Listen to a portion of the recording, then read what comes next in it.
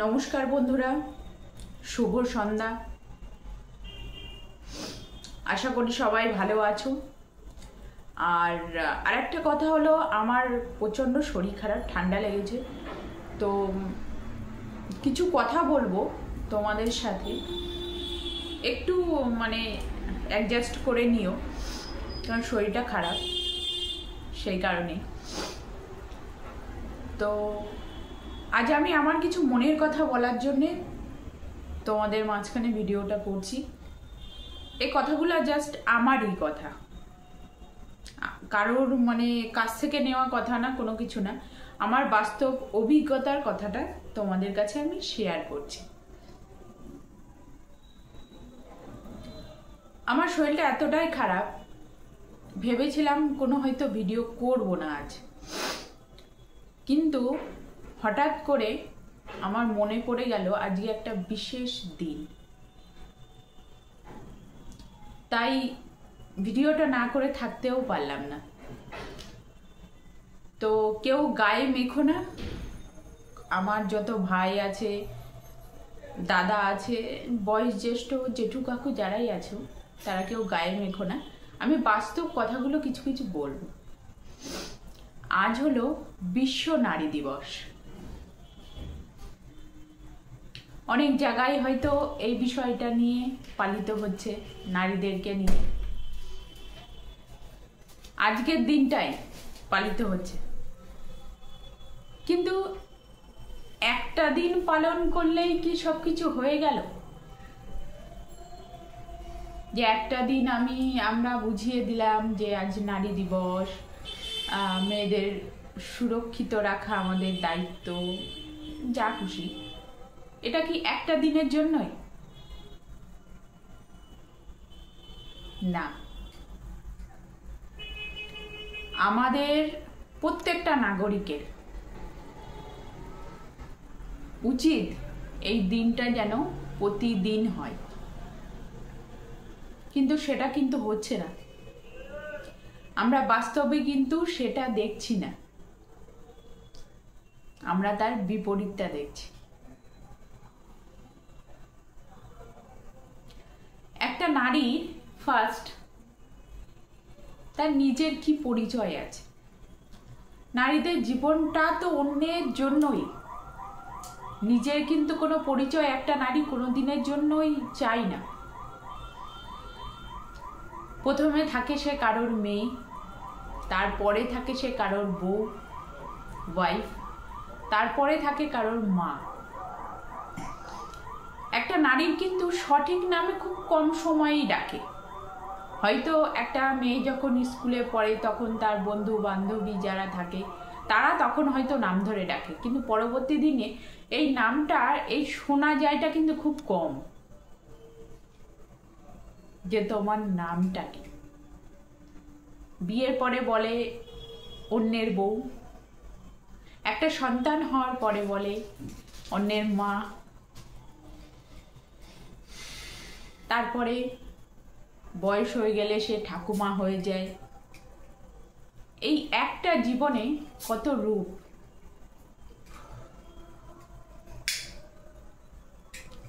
একটা নারী কি চায়? যেমন একটা ছেলের স্বপ্ন থাকে লাইফে কিছু করব, প্রতিষ্ঠিত হব, অনেক নাম হবে, আমার নাম যশ হবে, বাবা গর্ব করবে, বাবা মা গর্ব করবে। একটা মেয়েও কিন্তু সেরকমই চায়। একটা মেয়েরও কিন্তু স্বপ্ন থাকে যে সেও কিছু করতে চায় বাবা মার জন্য। এখনকার দিনে হয়তো এই শব্দটা খুব কম শোনা যায়, কিন্তু এখনো গ্রামের দিকে হয়তো শোনা যায়, তুমি তো মেয়ে, তুমি আবার কি করবে?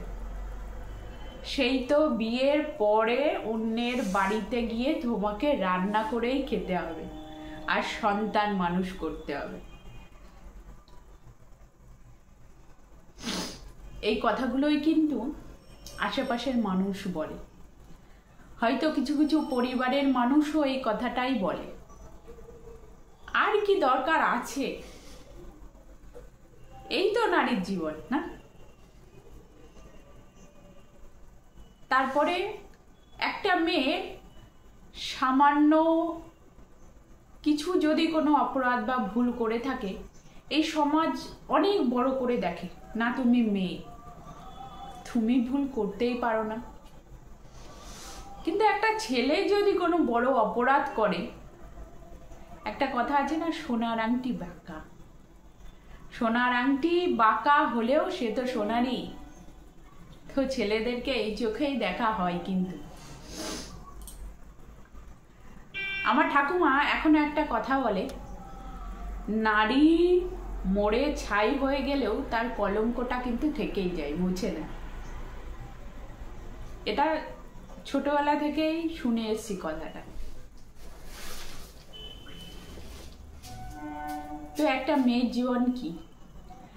একটা মেয়ে বাবা মার কাছে কত স্বপ্ন নিয়ে সে ধীরে ধীরে বড় হচ্ছে, তারপরে বাবা মা তাকে বিয়ে দিয়ে দিচ্ছে। অনেক স্বপ্ন নিয়ে সে শ্বশুর বাড়ি যাচ্ছে, না অন্যের ঘরে গিয়ে সেটাও আমার নিজের ঘর, সবাইকে আপন করে নিতে হবে, সবাইকে ভালোবাসতে হবে, এটাও আমার বাবা মা, এই ফ্যামিলিটাও আমার, সব ভাই বোন সবাই আমার নিজের।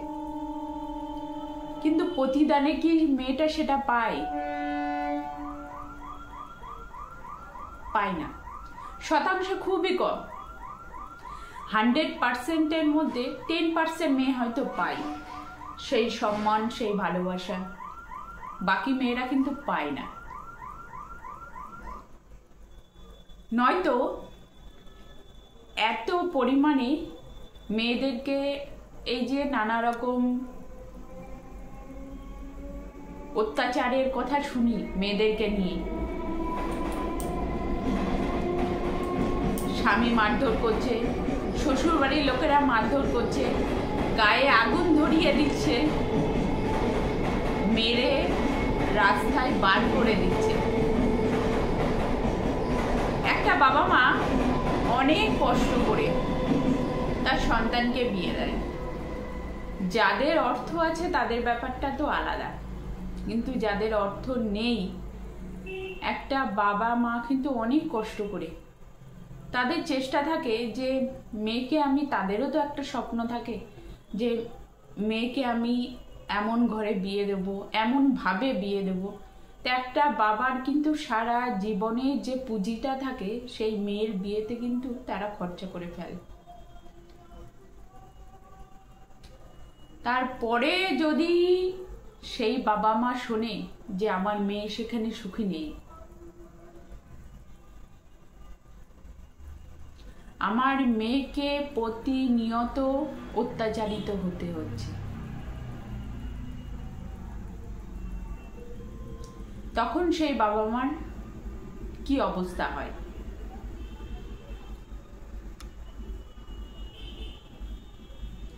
এটা একটা দিক। আর একটা দিক, যে মেয়েটা তার স্বপ্ন পূরণ করার জন্য আপ্রাণ চেষ্টা করছে, যাদের স্বপ্ন পূরণ করতে হয়, ঘরে বসে কিন্তু স্বপ্ন পূরণ করা যায় না, তার জন্য বাইরে যেতে হয়, বাইরের জগৎ সম্পর্কে জানতে হয়। যখন একটা মেয়ে রাত করে বাড়ি ফেরে, তখন আশেপাশের লোকেরা বলে, এটা গ্রাম্য সাইডটা বেশি হয়, শহরের দিকটা হয়তো তেমন হয় না,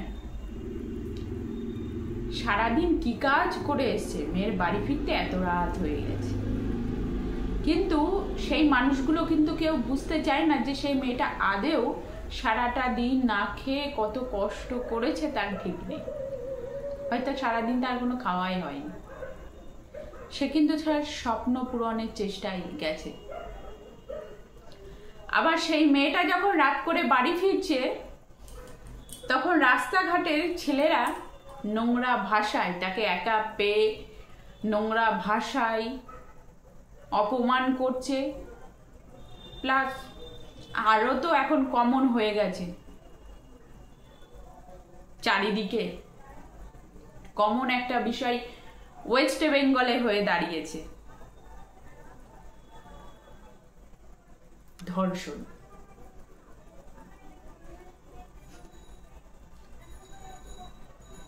আমরা কিছুদিন মোমবাতি নিয়ে একটু মানে প্রতিবাদ মিছিল করি, কিন্তু সেই প্রতিবাদটা ধীরে ধীরে ধীরে ধীরে সেই মোমবাতিটা কিন্তু নিভে যায়। সেই প্রতিবাদটা কিন্তু সেই আগের প্রতিবাদ থাকে না। আমাদের যদি প্রতিবাদ করতে হয়, প্রত্যেকটা ঘর থেকে, নিজের ঘর থেকে আগে প্রতিবাদটা তুলতে হবে। তারপরে প্রত্যেক মায়েদেরকে বলবো, আপনাদের যারা সন্তান, ছেলে সন্তান আছে তাদেরকে সরি, শরীরটা খারাপ একটু, তো আপনাদের যারা ছেলে সন্তান আছে আপনাদের, তাদেরকে শেখান বাড়িতে বসে যে রাস্তার কোনো মেয়ে, সে তোমার দিদি হতে পারে, তোমার বোন হতে পারে, তোমার ভালো বন্ধু হতে পারে, বা অন্য সম্পর্ক হতে পারে, তাদেরকে অসম্মান করো না। বরঞ্চ রাস্তাঘাটে সে যদি বিপদে পড়ে তার পাশে থেকো, তাকে সাহায্য করো। এই প্রতিবাদটা আমাদের প্রত্যেক ঘর থেকেই করতে হবে। একটা স্বামীকেও, তার স্ত্রীরও দায়িত্ব তার স্বামীকেও এই শিক্ষাটা দেওয়া, যে বাইরের কোনো মহিলা, সেও কিন্তু কারোর ঘরের বউ, সেও কারোর মা বা অন্য সম্পর্ক, তো সেই সম্মানটা তারও প্রাপ্য পাওয়া। এটা আমাদের ঘর থেকেই প্রতিবাদটা করতে হবে। আমার ভিডিওটা আজ অনেক বড় হয়ে যাচ্ছে, কি করবো, মনের কথাগুলোই তো বলে ফেলছি না, জাস্ট অনেক দিনের জমা ছিল কথাগুলো, তাই তোমাদের মাঝখানে শেয়ার করছি। তো শেষমেশ কি দাঁড়ালো, আমরা মেয়েরা কি স্বাধীন? প্রত্যেকটা মেয়ে বুকে হাত দিয়ে বলো, তোমরা কি স্বাধীন? হ্যাঁ, এবার আমার এই কথা শুনে কিছু ছেলে, আমার বন্ধু হোক বা নানান সম্পর্কের মানুষ হোক, তারা বলবে সব মেয়ে কি সমান? না, এটাও ঠিক, সব মেয়ে সমান নয়। কিছু মেয়েও অপব্যবহার করে, আমি নিজে বলছি, কিছু মেয়েও সেই সুযোগের অপব্যবহারটা করে। কিন্তু আমি প্রত্যেকটা মেয়েকেই বলবো, এটা করাটা ঠিক নয়, একদমই উচিত নয়। এখন ম্যাক্সিমাম ঘরে ঘরে দেখি ডিভোর্স, এটা কমন হয়ে গেছে। না আমি শ্বশুরবাড়ি থাকতে পারছি না, অত্যাচারিত হচ্ছে। হ্যাঁ, বুঝতে পারছি কিছু কিছু মেয়েরা সত্যিই অত্যাচারিত হয়, আবার কিছু কিছু মেয়েদের মানে সেই সুখে সংসার করার ইচ্ছাটাই থাকে না, ওই কিছুদিন গেলাম, ঘুরতে গেলাম, ব্যাস আর ভালো লাগছে না, চলে আসলাম, এরকম মেয়েও থাকে, যারা ভালো ভালো ছেলেদের জীবনগুলোকে নষ্ট করে, এরকম মেয়েও আছে। তা আমি একতরফা বিচার করছি না, আমার যারা ভাই আছো, বন্ধু আছো, দাদা আছো, তারা এই কথাটা শুনে যেন একতরফা ভেবো না, আমি একতরফা বিচার করছি না। আজ নারীদেরকে নিয়ে কথা হচ্ছে, তাই নারীদেরকেই মেন তুলে ধরছি আমি। তো প্রত্যেক মেয়েকে বলবো, জীবনে থেমে থাকলে চলবে না, মনে জোর রেখে পথ চলতে হবে। রাস্তায় তো অনেক কিছুই হবে, রাস্তার কুকুররা কিন্তু ঘেউ ঘেউ করবে, তাদের কিন্তু একদম থামানো যাবে না, হাজার চেষ্টা করলে, তাদের বিরক্ত করলে তারা আরো ঘেউ ঘেউ করবে। তো প্রত্যেকটা মেয়ের যে লক্ষ্য, সেই লক্ষ্যটার পূরণ করতেই হবে, সেই জেদটা প্রত্যেকটা মেয়েই রাখে। আর সকল মেয়ে, নারী জাতিকে আমি সম্মান করি, পুরুষ জাতিকেও সম্মান করি। তো সকলকে বলবো, সবাই সুরক্ষিত থেকো, ভালো থেকো, সুস্থ থেকো, আর পারলে প্রত্যেকের পাশে প্রত্যেকে থেকো। কেউ যদি কোনোদিন বিপদে পড়ে, অর্থ দিয়ে না পারো, নিজে থেকে কোনো না কোনোভাবে তার পাশে থেকো। তো আজকে তোমাদের অনেকটা সময় আমি নষ্ট করে ফেললাম আমার মনের কিছু ভাষা দিয়ে। তো আমার কথাগুলো যদি কারোর খারাপ লাগে, তো তো আমাকে ক্ষমা করে দিও, আমার মনের কথাগুলোই আমি তোমাদের মাঝখানে তুলে ধরলাম। তো আজকের মতো শুভরাত্রি সকল বন্ধুরা, ভালো থেকো।